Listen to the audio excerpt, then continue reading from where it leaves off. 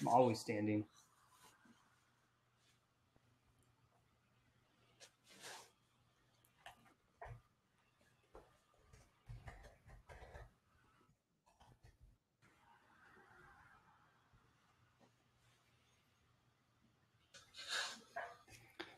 Hey, Dave. Chandler Walker. Guess what? What? Chicken butt. No way. Yeah. I knew you had a great joke in you. Oh, you have no idea. I'm a total jokester. They call me an original jokester. I used to be an original gangster, but now I'm an original jokester. Someone has to be. Mm-hmm. You can't live your life too serious or you're just miserable all the time. Oh, could you imagine being serious? No, it'd be horrifying. Horrifying. No, yeah. And like at the same time, if you're serious and you do a show like this, you're super boring and no one wants to listen to you. That's right. That's right. Hey, I want to welcome Larry on the show today. I brought him. Oh, look, there's Larry. Yeah. We've had he was missing us. He was. He really does. Yeah. I'm not wearing Larry, I don't think. I'm wearing a V-neck with Kevin. No, this is the only normal t-shirt you printed for me. That's true. I did give you a bunch of V-necks. Oh yeah, you did. Don't worry, I'm gonna fix that. I'm actually going to the printer next week. For more V-necks? Yeah, and my polo. I want a polo and I'm getting my polo. You're gonna wear a polo when we speak, and I'm gonna wear a V-neck. I think it's perfect. Yep. I'm the big boy and Bridges you can be junior. I like that. Yeah. How we all look pretty on stage. You look very pretty on stage, and I'll look like your dad. That's what it takes. That's it. Hey, Dad. You can always say this stuff works. Just ask my dad. That's true. Dad always says it works. All right. Today is we're live on Q&A today. Yeah. We put it up. We don't have any specific questions, but we do have a couple that we wanted to talk about. Yeah. There was the first one we wanted to talk about. Someone put it up. Dashy says she can't see our live anywhere. Pay attention. So, let me tell her where we're at. So the first thing we wanted to talk about was a question we got back in the marketing group. Was a question we got. Someone asked us, how long should my content actually be that I'm producing in terms of videos on like Facebook? And it's seemingly an easy question, but it also requires some analysis into how engaged your audience is. So if you have an audience that's not engaged at all, doesn't care about you, and all you're doing is running like blanket ads, then you're going to get an audience that's not very engaged. So they're going to watch probably like 3 seconds to maybe a minute of your videos if they're really good. But if you have an audience that you've actively been engaging with and an audience that you've been promoting content to and pushing information to that really appreciates what you're doing and really cares about what you're doing, then you're going to be able to get videos that can go up to like probably 5 to 15 minutes before they'll tune out. Chances I did one last week. It was over 20 minutes, and I think I had most of the original people tuned in, stayed on the whole time. Yeah, it's huge. We did a podcast. Well, we do it live, and then we turn it into a podcast, but the live always has viewers on and pay attention, and the audience cares about it, and live has a high-level algorithm. So that brings another point into it. If you're going to do longer content, you need to make sure you maximize the availability and use of the algorithm. So you want to have live, if you want to have like live set up right away, and that's going to give you the most engagement and the most like push to it. If you can't do live, you want to make sure you actually have a video and you tag people in it and get everybody to share it, because shareability showcases to Facebook that people care about what you're doing, and it's going to put it in front of the people who share it the most often. So you have two things you may need to focus on: getting an engaged audience by good content, and then making sure that if you can't go live, to maximize engagement, you're tagging people and getting everybody to share your content. Yeah, and make sure be consistent with the live. So, let people know you're going to go live, and you'll have more people following you if they expect it. So that's one of the things. And the other thing is you can go live, which will get you better organic reach with your video, and then download it. And then you can distribute it amongst different channels and produce it a little bit more and push it out if you want to. But going live first is a really good idea. Yeah, and we talked about a repurposing strategy last time on how, like, we get a lot of people who don't have time to produce 37 different things for the week that are different. So if you have the ability to go live like once a week, so take that live broadcast, go live, pull it off, make it a podcast, then take some segments you used in the live, put a quote on a couple pictures, and then clip that live into like 14 different pieces. Now you have a long video you made that's live that's going to maximize engagement. You have a podcast that's going to go to audio-based stuff. You have pictures that you use from it, and then you have a bunch of different clips from the segment. So now you can maximize the use of what you're doing with just one content piece, and you're going to maximize the use of your time as well, because most of us are too busy to produce a new thing every day. So now you can take one thing and use your time to make that one thing into 7 different things. Yeah, and if you plan on one really good piece a week, it's worth taking it down and cutting it up and using it and redistributing it. And then, if you want to do, like I try to go live and Chan does every day, where it's just quick, and maybe it's, you don't have to put as much thought into it, and you can just go live and talk and do your thing. But you don't have to pull everything down and produce everything. Like really plan out and do, focus on doing one really good piece of content a week, and then repurposing it. Yeah, repurposing is huge. If you don't have time, that's going to be your biggest strategy and the best bang for your buck. And we do both. We go live every day, and then I repurpose everything I'm doing to actually get it out there and get more pieces and different topics that I want to get in front of people. And so it allows you to produce a ton of content with not as much effort as like a whole production cycle of something new every single day. So you can either do both or do one, but either way, you have to pick what you're going to do, and you have to make sure when you actually put your content out, it maximizes the algorithm of Facebook and the engagement levels and all of that stuff. Right. Wow, that was an exciting question. I thought it was pretty exciting. Yeah. Longer pieces of content. So say you're going to do a live or a video, and it's going to be on the long side. If you have a guest on that, has great information, you go longer. I mean, that's okay, because that's actually an educational piece. And you're interviewing someone, and it doesn't have to be 1 to 5 minutes at that point. And that's something you could technically, you could turn that into an hour piece and turn it into a big long podcast if you wanted to. So don't let that discourage you, especially if you set it up live, to create great content and have a great discussion and see how long it goes. And you can always then pull it down and cut it up and make smaller clips and do your thing with it. Yeah, that's huge. And if you can do that, you're going to be in a position to where you can maximize everything that you're doing and everything that you're putting out, and putting yourself into a position to where it's actually going to happen, and you hold yourself accountable to do it, which is huge when we're trying to get content out there and get people paying attention to it. So we had one more question that I see. It was, is blogging still important? Is blogging a thing? Videos are super popular right now. Should I just abandon all hope with blogs and just make videos? So we went over this with our Google stuff the other day, and one of the biggest things with blogs is it's evolved in the way it's coming out and the way you're gonna be able to share it and get people to pay attention to it. And we talked about how Google wants to see blogs that are like 500 words or preferably like 2,000 words or more, with links out and links back in and all that stuff. And your blogs you have to share out, because people aren't going to go to your website until you've created a huge base of people paying attention. So you need to get your blogs in front of everybody in the social networks. But the other problem is your blogs are going to be less prioritized in terms of what Facebook cares about, what the other networks care about. So you're not going to get as much bang for your buck, but that doesn't mean we abandon the strategy of using blogs. And a couple of things that I've done and that we've seen works really well for blogs is get back into the social networking scene with blogs. So you can have your blog on your website, and you can make a blog on medium.com. So people can it's social blogging. So you put up a blog, people can look at it, they can go and read it, and they can clap for it, and they can share it out. So now your blog's in front of more people on a social network devoted entirely to blogs, which is huge.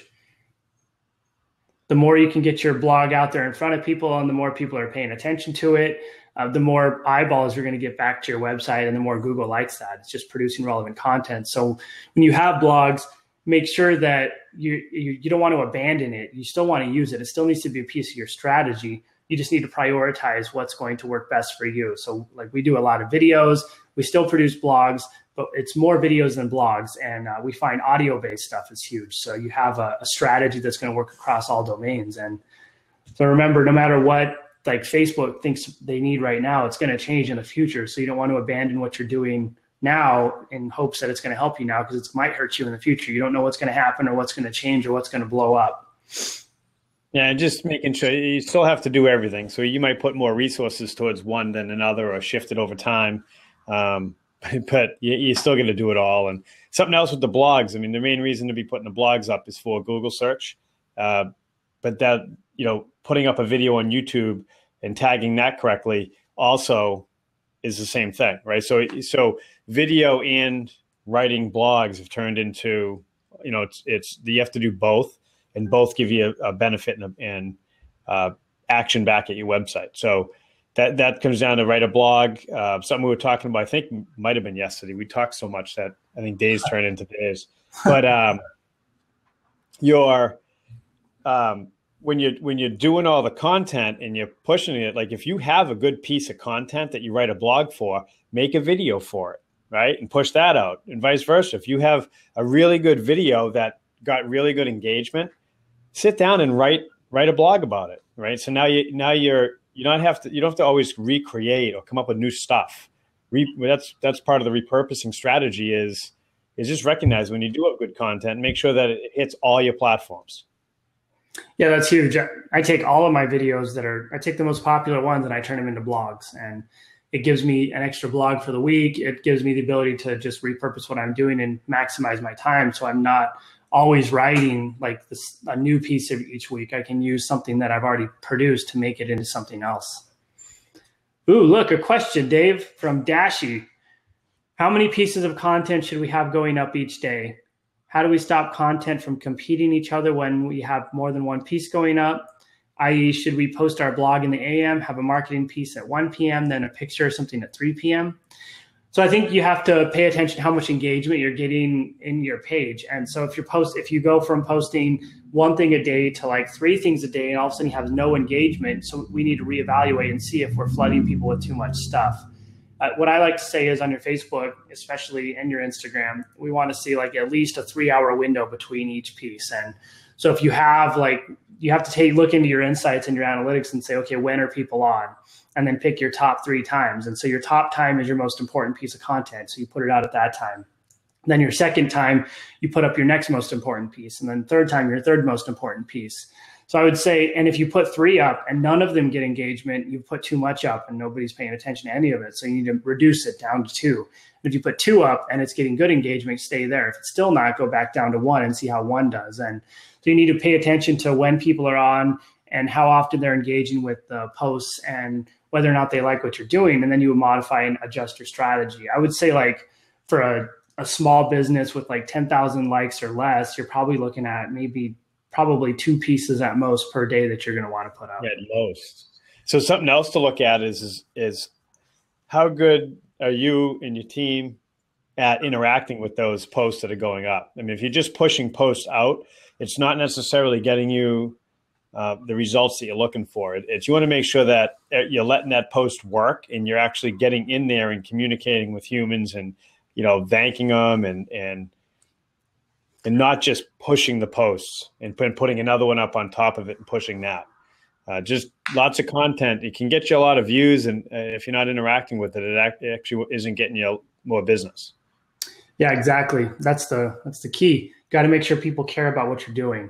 Right. Dashi's follow-up question is, and resharing the content is okay. People don't get bored seeing the same stuff. So basically, when we look at the way people's attention spans work on social media, chances are a couple days after you put it up, they're not going to remember what they saw anyway. So what we do if we want to reshare stuff versus like repurpose, they're not going to remember a little piece of a long video. But say you want to reshare the same thing 2 weeks later, you're going to be able to reshare it and they're not going to remember what they saw, or they're going to remember different pieces of it. So it's probably going to be okay.